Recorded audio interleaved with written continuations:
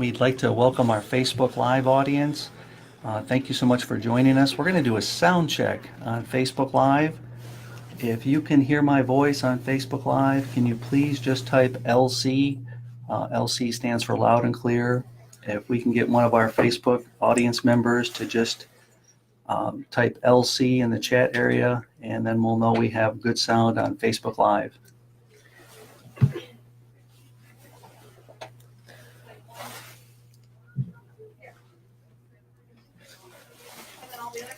Thank you so much for that Facebook Live participant. We have good sound. Thank you so much for joining us. We'll go ahead and begin.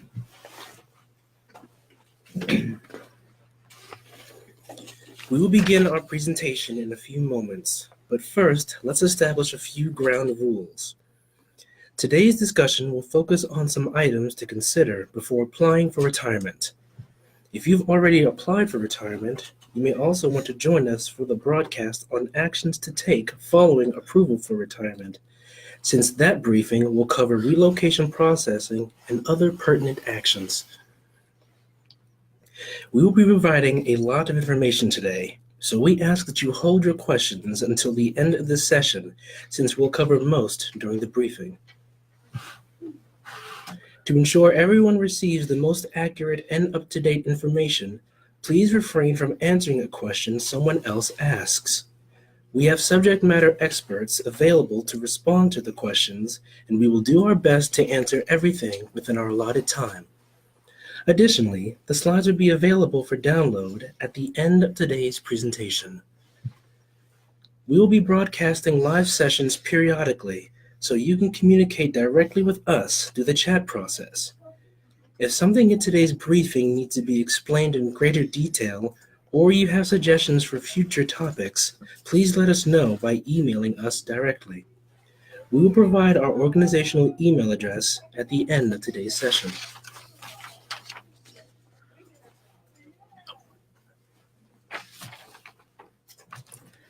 Hello, and welcome to today's webinar. We will cover issues you need to consider prior to submitting a voluntary retirement application, and we will touch on some general retirement pay information. My name is Senior Airman Scribner. And I am Senior Airman De Venecia. We will serve as your narrators today. Today's briefing is aimed at officers of the regular component in the grades of Lieutenant Colonel and below. Retirements for colonels and colonel selects are managed by the Air Force Colonels Group, and questions on that process should be addressed to them. If you have any questions during this presentation, please make note of them, and we will take time at the end of the session to answer them. Additionally, if you are pending retirement action under the Disability Evaluation System, please contact the Air Force Personnel Center Disability Division for information regarding your retirement process.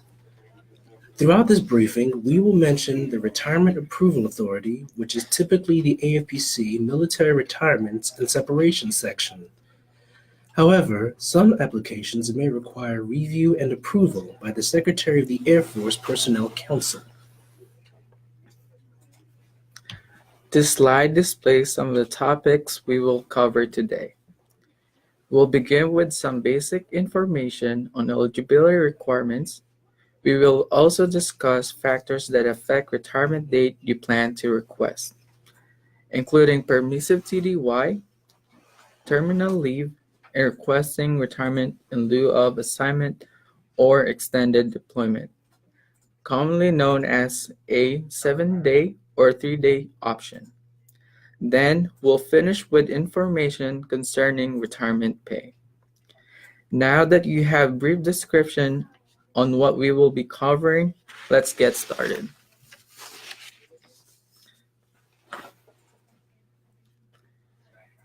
An important thing to be aware of prior to applying for retirement is how many years of service you'll have by your desired retirement date.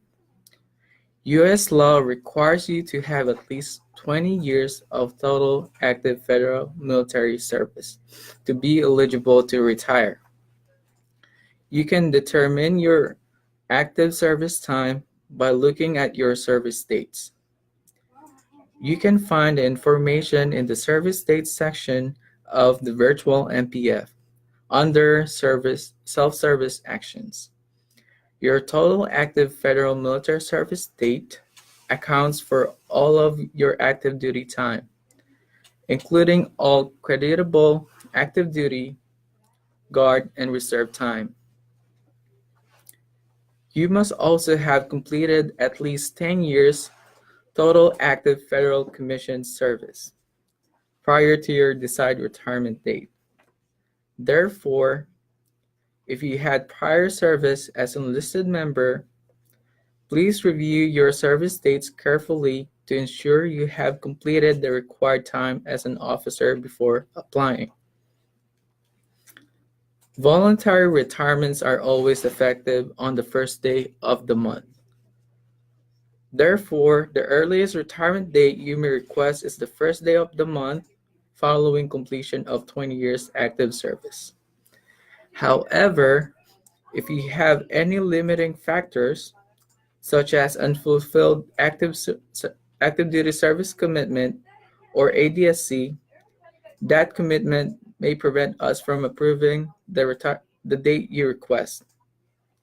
We will be discussing ADSCs momentarily.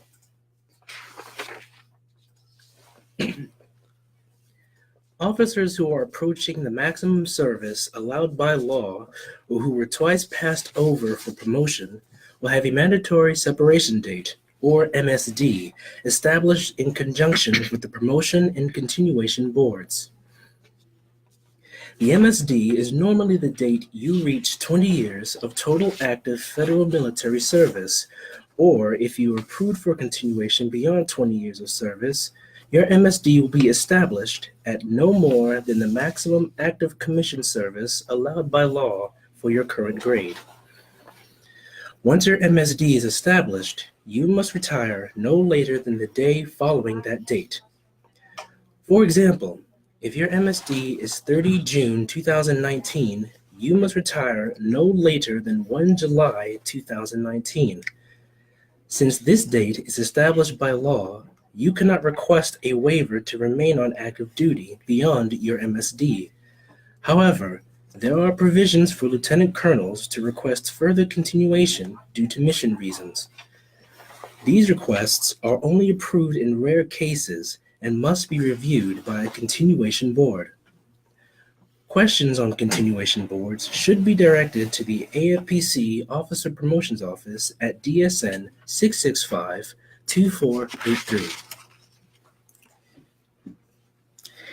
You have seen how critical your mandatory separation date and total active federal military service dates are when determining retirement. One more important date to consider is your Title 10 United States Code 1405 date, or just simply your 1405 date. Your 1405 date is the multiplier used when computing your retirement pay, and experience has shown us that retirees like to have the correct amount of retirement pay. So we recommend you review your 1405 date as well. You can verify this date in the virtual MPF. It is stored in the same area as your total active federal military service date. If, for some reason, your 1405 date is not updated in the system, this won't prevent you from applying for retirement. However, before the Retirement Approval Authority can process your application, they must ensure that this date is computed and updated in your record. This could slow down your approval notification. So do not get worried if it takes a little time for your retirement application to be processed.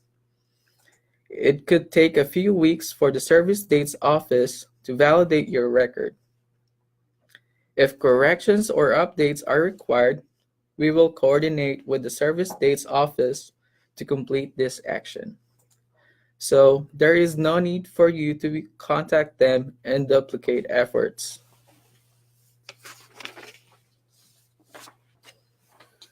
Active duty service commitments, often referred to as ADSCs, are probably the most common limitations you must consider prior to requesting retirement. ADSCs assure the Air Force and our taxpayers receive an appropriate return for their investment in training and education. ADSCs also communicate to Air Force members the periods of obligated service they must complete before becoming eligible to separate or retire from active duty. If your retirement date is on or before the completion of your ADSC, then a waiver will be required. The most common requests are for PCS ADSCs, training, and commitment incurred for the post-9/11 GI Bill.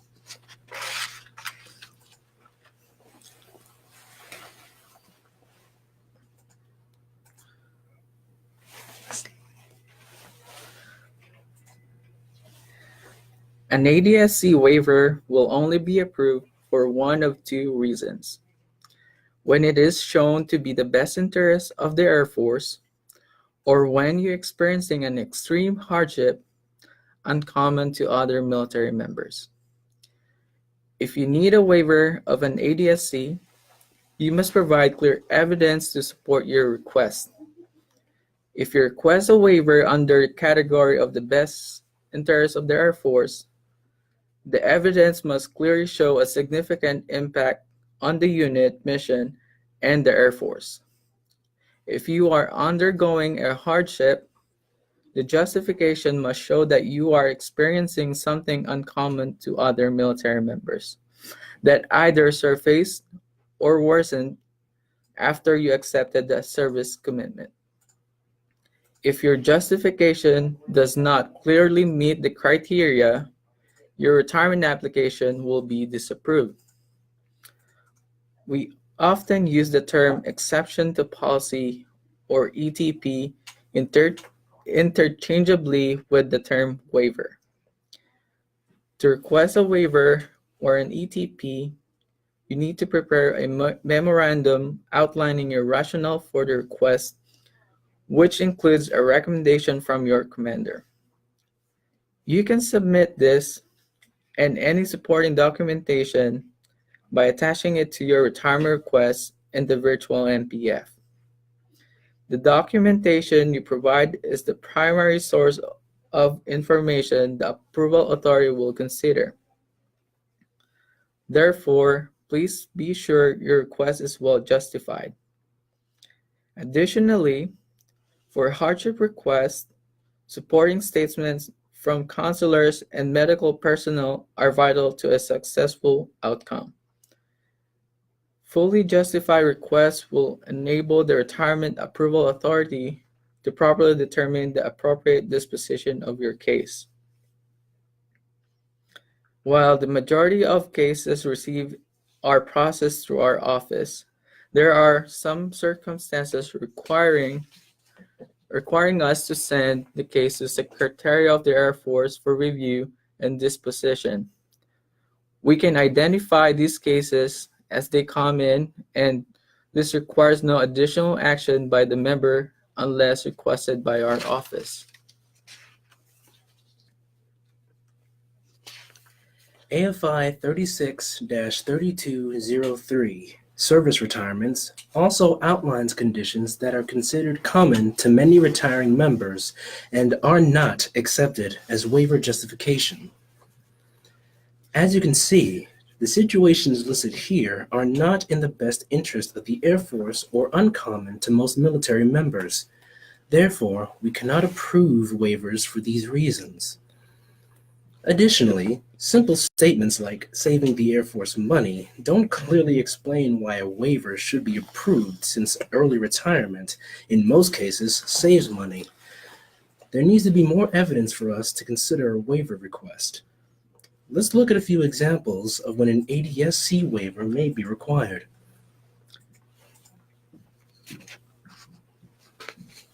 In the top example, if you currently have a DOS of 31 October 2019, you have an ADSC that expires 15 September 2019, and you request a retirement date of 1 September 2019, you will require a waiver of the ADSC to retire on that date. However, if you request to retire 1 October 2019 or 1 November 2019, no waiver is required. There is one exception to the ADSC rule. If your mandatory DOS does not allow you to request a retirement date after your ADSC expires, then no waiver is required. For instance, if you have a mandatory DOS of 31 October 2019, your ADSC expires 12 November 2019, and you request a retirement date of 1 November 2019, we would automatically waive the unserved portion of your ADSC to allow you to retire.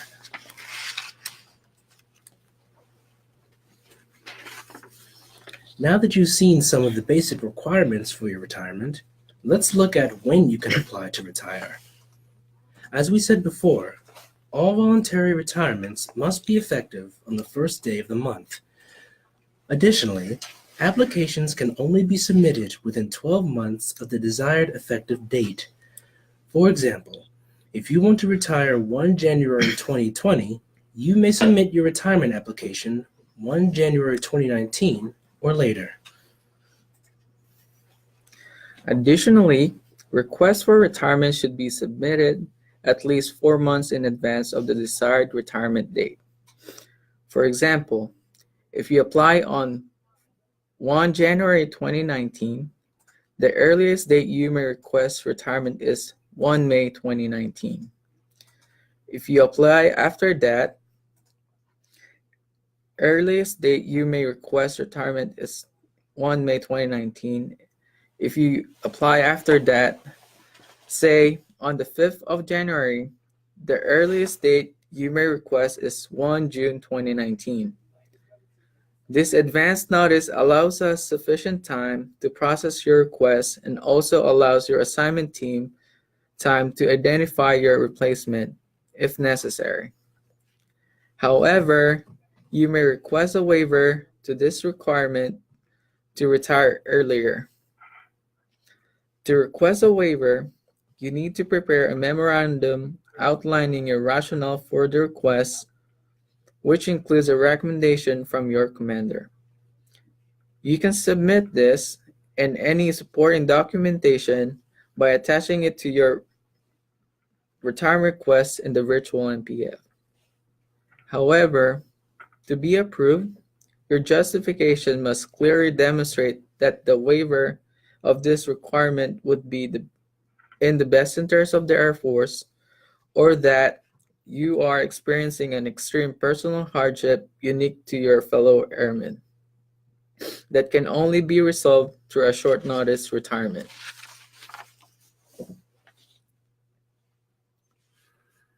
You're probably also wondering when your last duty day will be once you're approved for retirement. This depends on whether or not your commander authorizes you to take permissive TDY and/or terminal leave in conjunction with your retirement. Permissive TDY is non-chargeable leave. Your commander may authorize up to 20 days if retiring from a stateside base, or up to 30 days if retiring from an overseas location. The purpose of permissive TDY is to help you transition from active duty to civilian status, and should be used for things like job and house hunting. Terminal leave is any leave that you have earned and will be taken in conjunction with your retirement date. This leave will be taken after you final out process from your unit. Both terminal leave and permissive TDY are subject to approval by a commander. Your commander may authorize all, some, or none of your requested leave and permissive TDY. When calculating your departure date, one thing to consider is that you will still be earning leave while you're on leave. You will accrue 2.5 days of leave per month up to your retirement date. However, the same rules of leave accrual apply, such as the maximum amount carried over from one fiscal year to another. Currently, this maximum is 60 days. So, if you are planning on taking terminal leave through 30 September, such as from 1 September through 30 November, and you have more than the maximum allowable amount of leave to carry over, your leave balance will be automatically reduced to the maximum number of carryover days. Be sure to adjust your departure date accordingly to account for this, or take normal leave before you out-process to use any days over the maximum allowable carryover to avoid losing them. You may not request to extend an approved retirement solely to take leave that you did not account for. On the next slide, you will see an example how to calculate your retirement leave.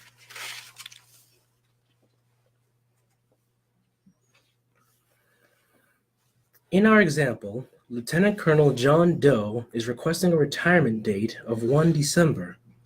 He has a current leave balance of 47 days at the end of July. Lieutenant Colonel Doe will continue to earn leave all the way through November. By the end of November, he will have accrued a total of 57 days of leave that he may take as terminal leave.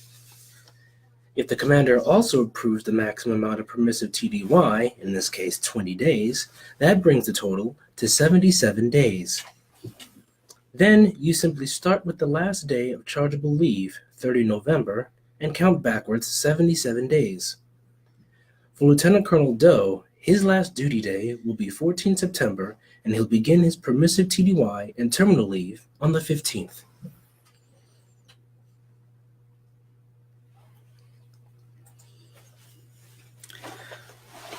Besides requesting ADSC waivers, members often request retirement in lieu of an assignment or 365-day extended TDY. To do this, you must meet the parameters of the program, commonly referred to as 7-day option or 3-day option. If you are notified of a PCS assignment, you have 7 calendar days to initiate the retirement action. If you are notified of a 365-day extended TDY and you want to retire in lieu of deployment, you only have 3 duty days to submit an application. The rules of 7-day option and the 3-day option programs are the same, except for the election period. To be eligible, you must normally be able to retire no later than the first day of the 7th month following notification. Members often request exceptions to the 7-day or 3-day option program, such as waivers of ADSCs or being allowed to request retirement after the option period is over. As with any other waiver request, you must provide justification to show the waiver would be in the best interest of the Air Force or that extreme personal hardship is occurring. While some exceptions are approved, many are not. Therefore, we encourage you to carefully consider options during the election period.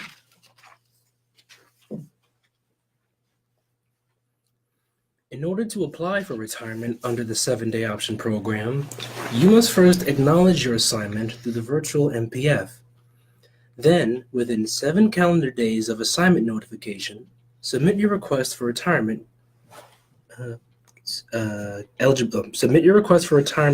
eligibility review. Upon receipt of the eligibility review response, you must complete your retirement application and send it to your commander for a recommendation as soon as possible. Also remember, if you are requesting a retirement date prior to completion of an ADSC, your request may be disapproved if you don't justify a waiver of the ADSC. As explained earlier, the strength of your justification is based on the supporting documents you provide.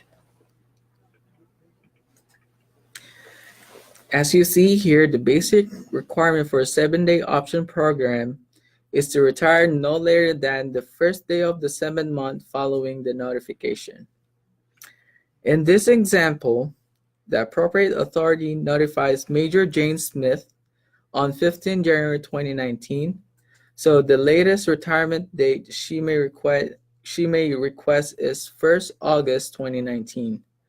She may request a date prior to the first day of the 7th month, provided she is otherwise eligible. If you apply for retirement and there is an assignment loaded in the system, you are still subject to the 7-day option program even if you have not been notified of the assignment. During the eligibility review, the technician will advise you to complete the assignment acknowledgement and your application will be treated like a 7-day option. If you haven't complied with the 7-day option rules, you may be required to submit justification for a waiver with your application.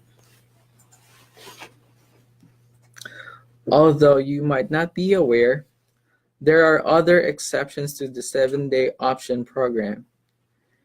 If you are notified of an assignment and you cannot retire within 7 months of notification, you may still be able to retire under the 7-day option program. If the ADSCs for the new assignment will take you beyond 20 years of service and beyond your current service commitments. If this situation occurs, you must request retirement effective the first day of the month following completion of 20 years of active service, or the first day of the month after your current commitments expire, whichever is later. Let's look at a few examples.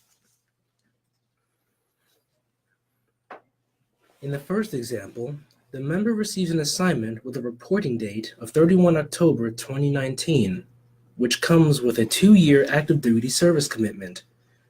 The officer has a total active federal military service date of 15 October 1998 and a current active duty service commitment of 31 May 2020.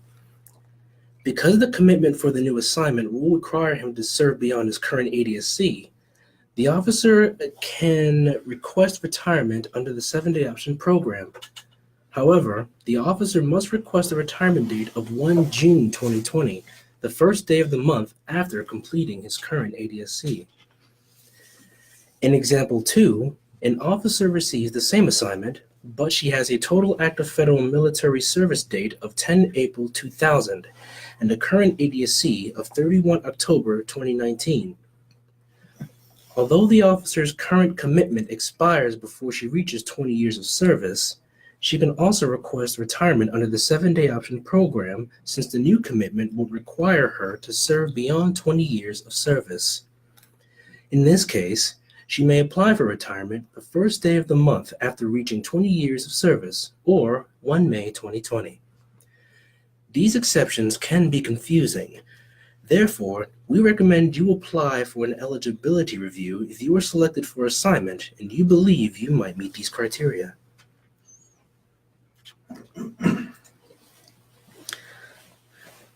Members may also apply for retirement in lieu of 365-day TDYs.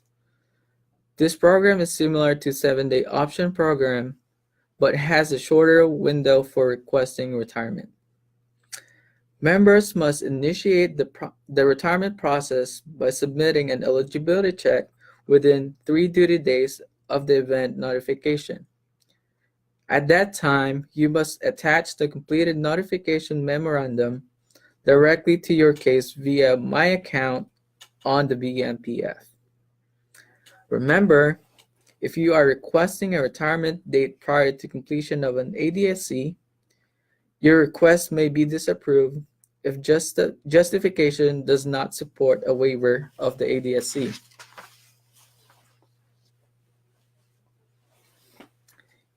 You are required by law to serve a certain period of time in your current grade before retirement at the grade is authorized. For majors and below, you must complete at least 6 months of time in grade prior to retirement.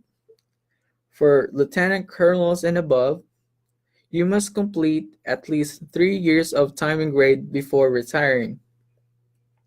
By serving this amount of time, you will be entitled to retire in that grade. However, officer promotions do not incur an active duty service commitment like senior NCOs do.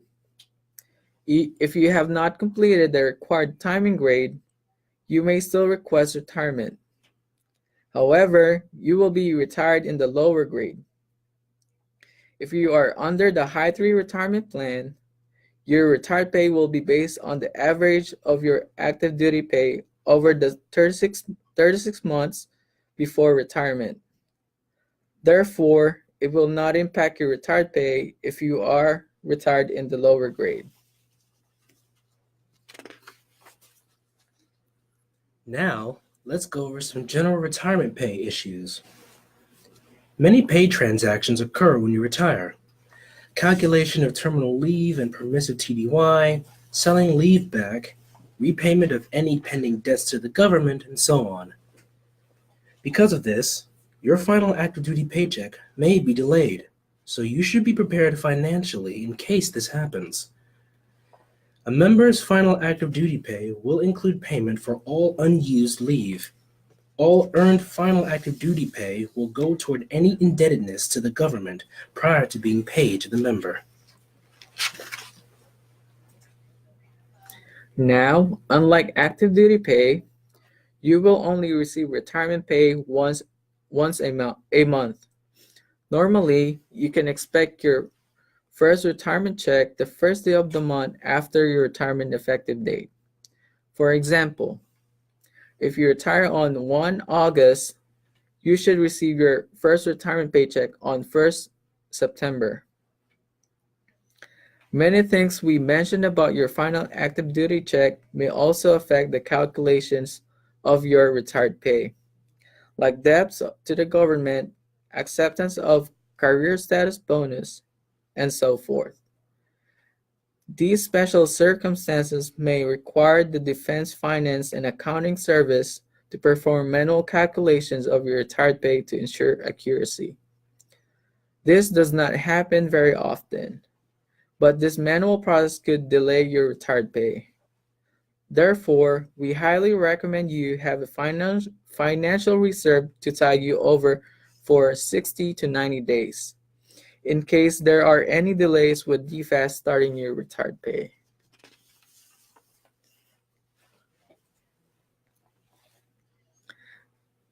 Today, we went over some very important information that you will need to know and consider prior requesting a retirement date. We discussed key things to consider for eligibility factors, ADSCs, and the 7-day and 3-day option programs. We hope you found this information helpful, and we will be holding future broadcasts to cover final out processing actions. Additionally, we highly encourage you to attend Transition Assistance Program, or TAP seminar, sponsored by your Airmen and Family Readiness Center, even before you apply to retire.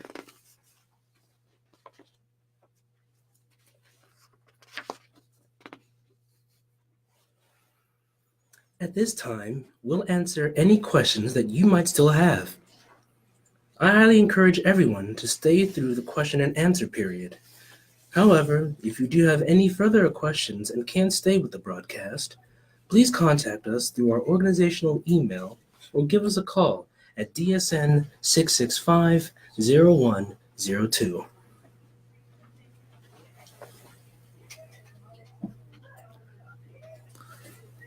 All right, thank you so much. Give us 1 or 2 minutes. We're going to reposition the microphones and the phones, and we'll start to answer your questions on the webcast today and Facebook Live. You'll hear silence just for about 1 minute, and then we'll be right back to answer your questions. Please stand by.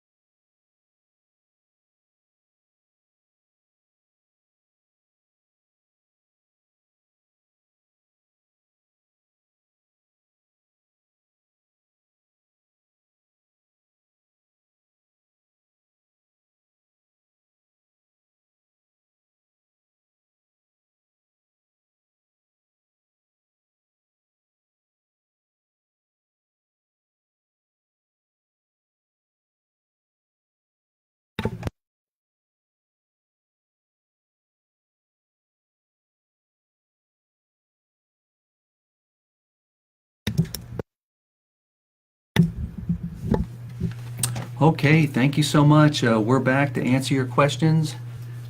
I think 8:40, 8:58 was your first one about 405 dates. Okay, we're back to answer your questions. Sergeant Jones. For the guest Hal L, you asked about what was the info about the 1405 again. Can you please be a little bit more detailed about that question, sir?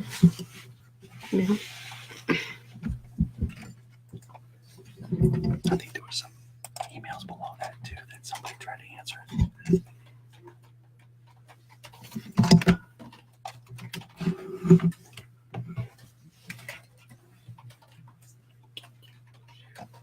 Also for our Facebook Live audience, if you could type your questions also in the chat area for Facebook Live, thank you.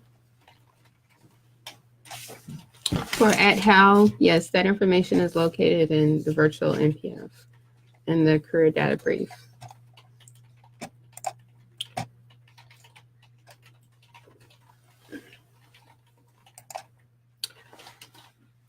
For Lieutenant Colonel Rogers, to make sure the 1405 date does not have to be the same date as your total active, it does not.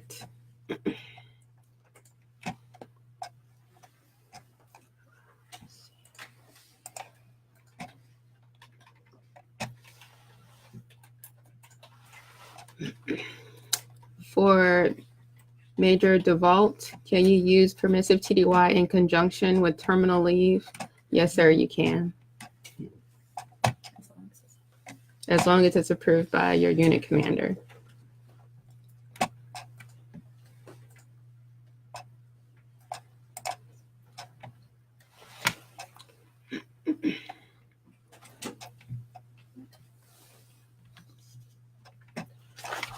For Major Nelson, how is the 1405 date calculated? That date, those dates are calculated through service dates, and it depends on a number of different things. For additional questions regarding that, if you can contact our contact information will be available after we complete this. Okay, jumping to Facebook Live, we have a question from Ortiz. Will this video be made available later? Yes, the Facebook Live video will be posted on the AFPC Facebook page, so you can view the whole video later.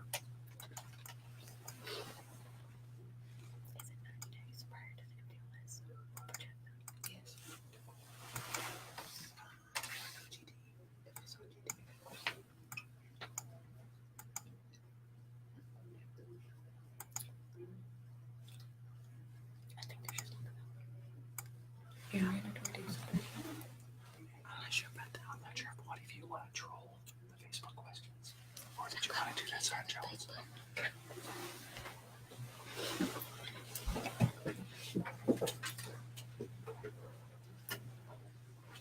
Just help her answer maybe some questions. I don't really see any.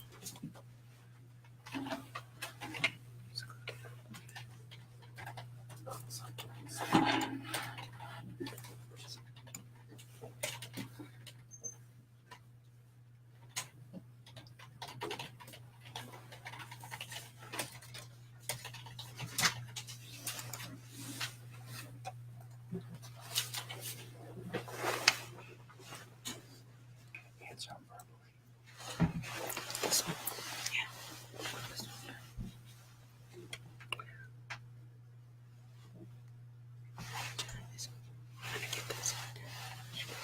On Facebook, from a Chas Tagney, you asked if I have 60 days of leave on the 1st of October and retire on the 1st of October 2019 and have 75 days of leave. Am I authorized to use all of the leave during my terminal phase if my CC approves? Yes, sir.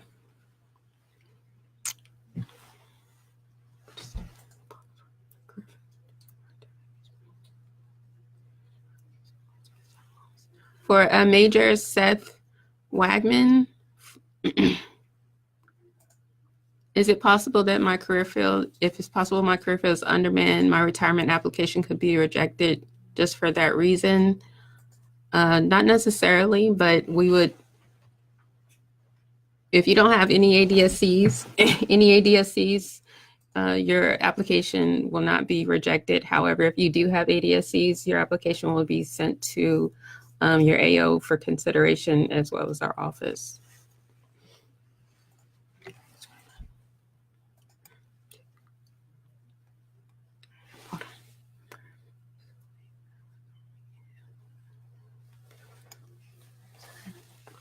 For an Ariel Ashley, I am prior Army. I sold leave when I left the Army. Can you tell me if I will be able to sell leave when I retire, or should I plan on taking terminal leave?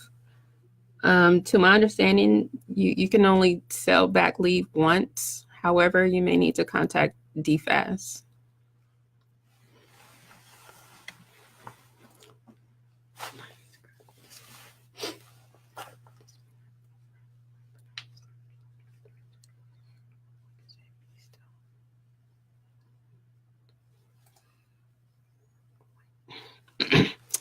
For a Ryan Wheeler, this may not be the right form, but I have an established MSD for 2022.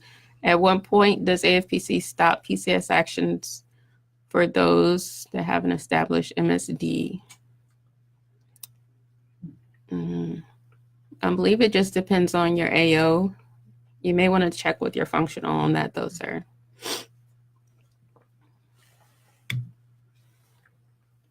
Okay, we're still answering more questions on Facebook. Thank you.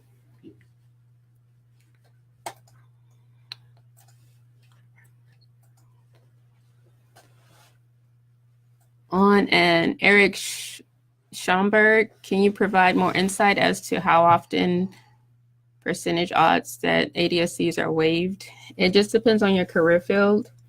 So we can't technically answer that question. It just depends on your career field and your AO.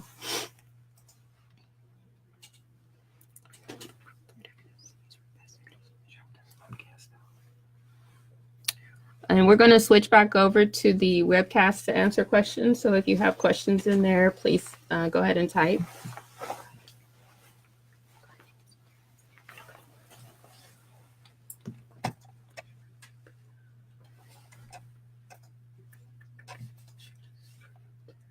Which one did you answer? So,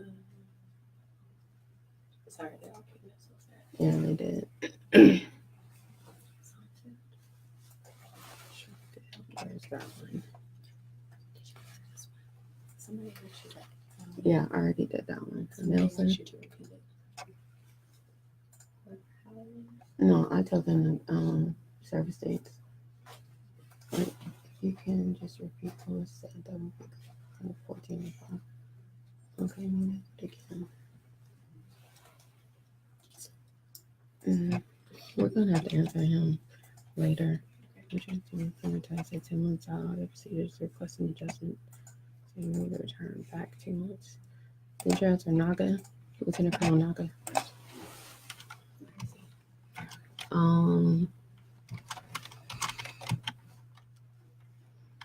He's below Nelson. I'll get his. You got it? Yeah, get the next one.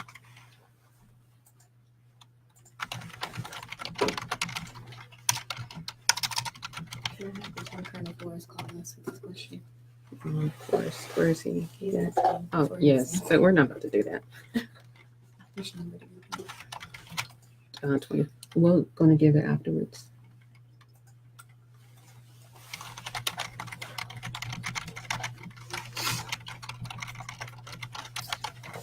I'm not answering.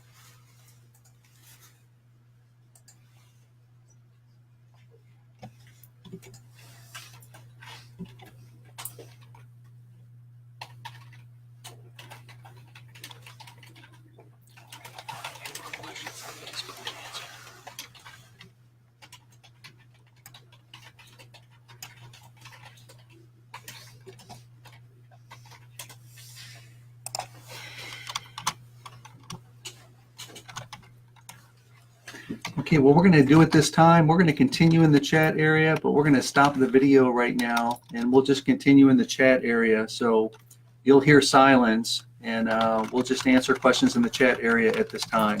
Thank you so much.